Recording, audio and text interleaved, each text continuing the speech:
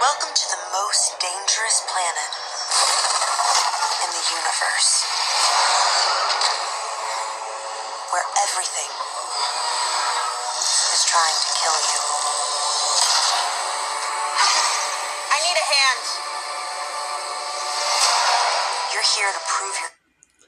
Guys, welcome back to the channel. Today we're going to review Predator Badlands. And we're going to do something a lot of reviews don't do. And that is explain some of the big questions you have about some of these franchises and movies. We did Tron Ares, and we explained how the teleportation device worked. So, if you like deeper meanings and understandings to some of these cinema franchises, make sure you like, subscribe to the channel, share the videos, and so on. And so we'll get right into Predator Badlands. So first, before we get into how the movie was and if you should go see it, let's talk about that big question of these advanced spacefaring races where you have these violent creatures, and you're trying to understand how could an advanced civilization just be based on a war culture as such, and does it even make sense? I guess a similar species we could compare this to would be like the Klingons of Star Trek. So let's talk a little bit about the possibilities of that in cinema or in these franchises, in these movies, and does it make sense when you're watching films like this?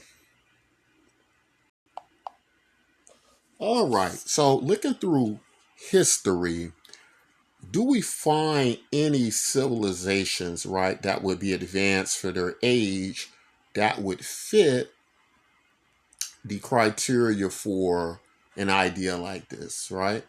And so we land at the Spartan warriors, right? And so this will be a spoiler, filled video as well, so we can explain, in detail some of the relevant events. So if you don't want to be spoiled by the film, this won't be the video for you. After you watch it, come back and check us out.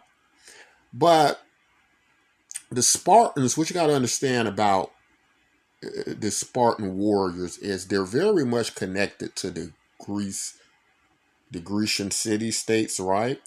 And at that time, Greece would be the most advanced civilization on Earth, right? Weaponry is such. And if you look at people like the Greeks, you go back thousands upon thousands of years, they're still wearing togas, and they're still having these philosophical questioning of the world they're part of. And they don't seem to have a prehistoric or beginning, right? They just seem to always be doing that, right? And so I think it would be appropriate to say the Grecian city-states were quite advanced and had a very well-connected relationship with Spartans, although Sparta was based on a warrior culture, right? Now, what's interesting about Predator Badlands is what you get to see, as part of the story, is that Deck is, he's the main character, I believe. They call him Deck. He's basically the run of the litter, right? So what you got to understand about, in comparison, Spartan culture, if you were deformed, which is brought out in the movie that Deck is a deformed Yaja, right? Of the Yaja race, right? So what would typically happen, and what they're following in the film, is that Spartans would, I believe, if it history serves me correct, they would throw their babies, like deformed babies, off ledges, off cliffs, right?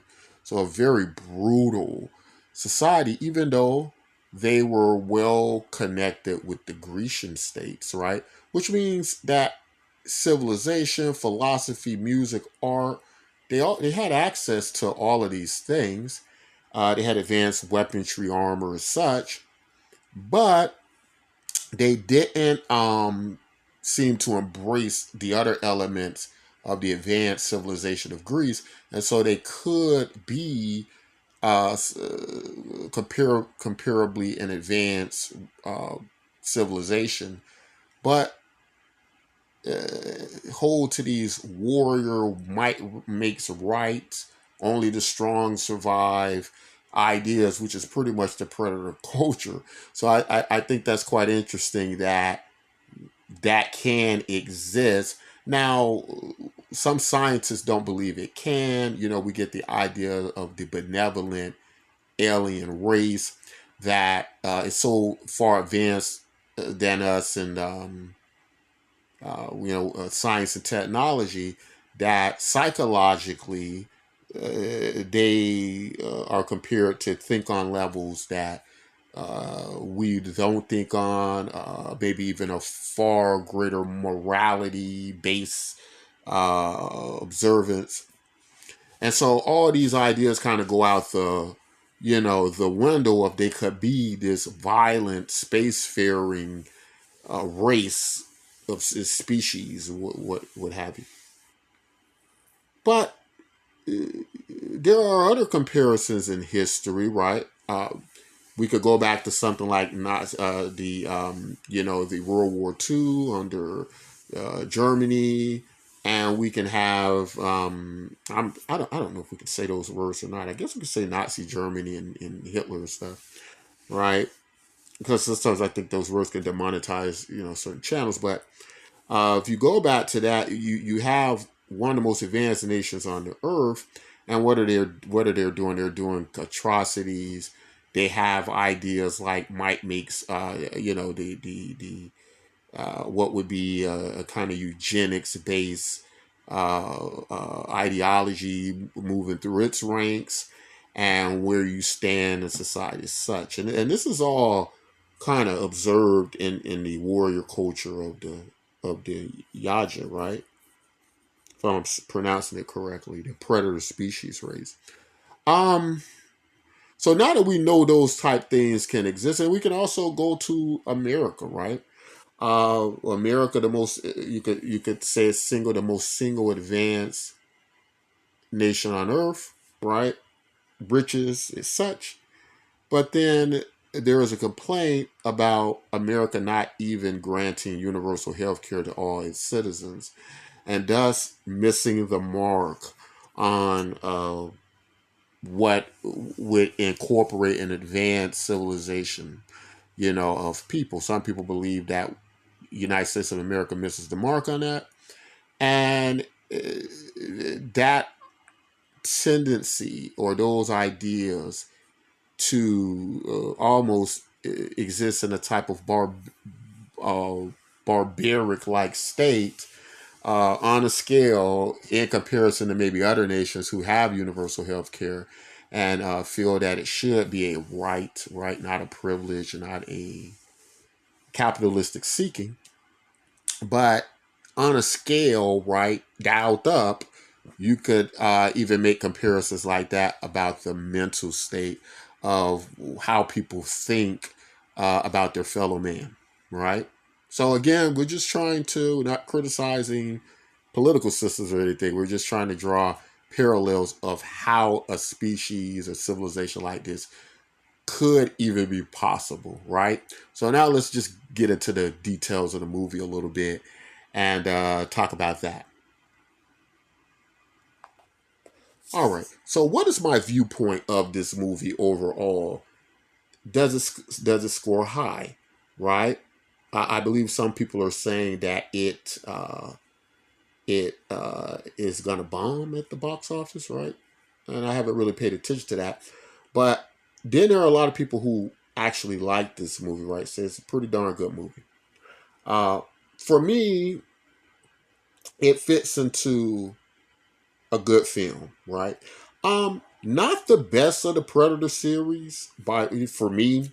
For me, I for some reason, right, guys, I like the first Predator, right?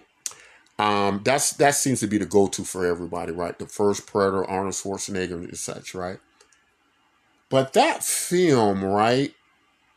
Even though it's a good film as well, probably not my most favorite Predator film.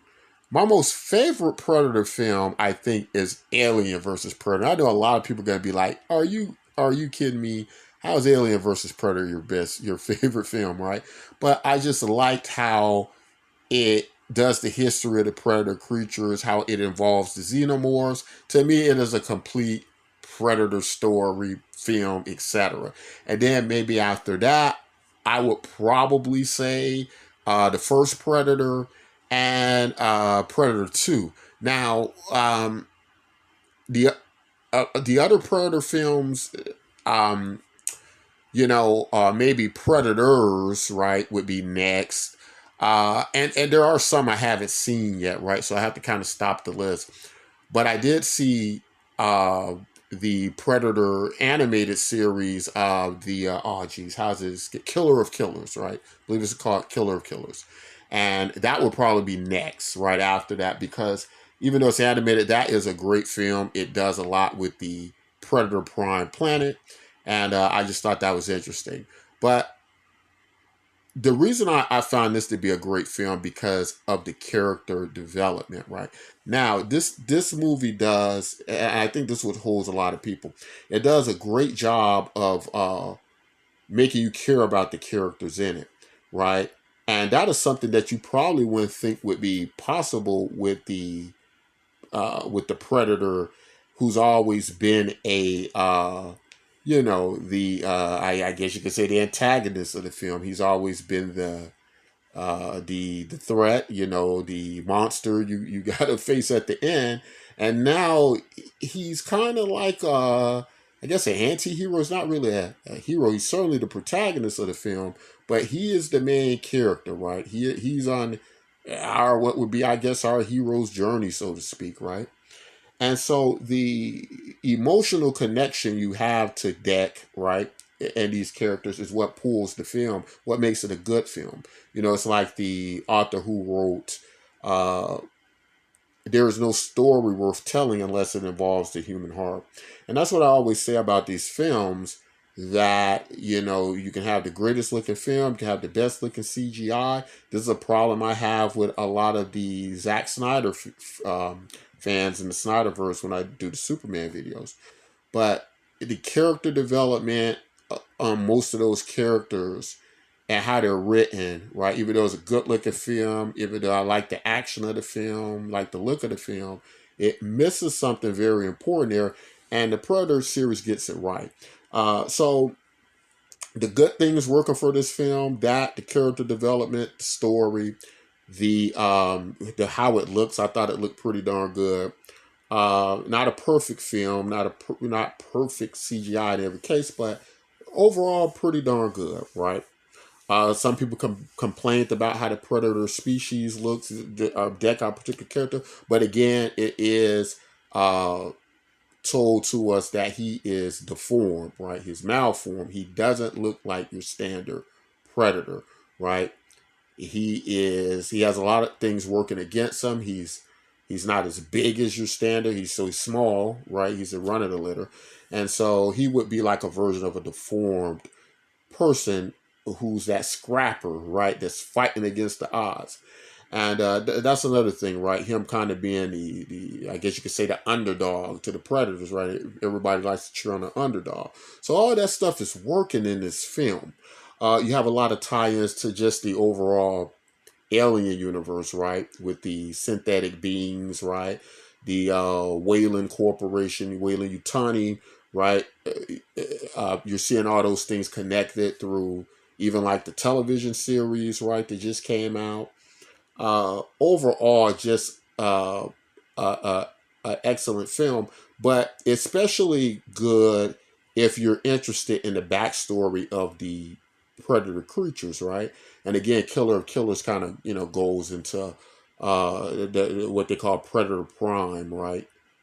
Uh, their planet, their main planet of their home world, right? And of course, it looks like you would picture it would look a very desolate, like wasteland planet. Um, and so the the way that the film ends, it does sets up sequels, and I'm finding that a lot of people would be interested in exploring it. I feel the same way about it. It feels very similar to how Killer of Killers ends, with the humans being frozen in cryogenic sleep, right? Whereas you're going to get more of the Predator world, and it's a pursuit or it's a big cliffhanger at the end, right? And the same thing happens in this film, where he has to face the big bad guy in the film, which I think is his father, right? His father, who is the worst, who wins the worst father of the world, but this is a predator species, so I can't hardly expect it to go any other way. And and some say it's the synthetic being, right? Who's basically another version of. I believe her name is it Tessa? I think it's Tessa, or Tessa may be the bad one. I think it's Thea. But there's a good one and there's a bad one, similar to, and that kind of harkens to the uh, basically the Alien franchise, with David the synthetic being, who kind of it was kind of this good version of David, the bad version of him, right? And they kind of have this going back and forth, and even the Elle Fanning, who plays the synthetic being, she even talked about how she got a lot of inspiration from David from the synthetic being from the Aliens, since played by Michael Fassbender or such, right? So overall, I thought this was a good film. Uh, Look forward to them following up with a sequel. Some people say it was like a Disney, a Disney Disney-fied version of the Predator series, and some people didn't like that.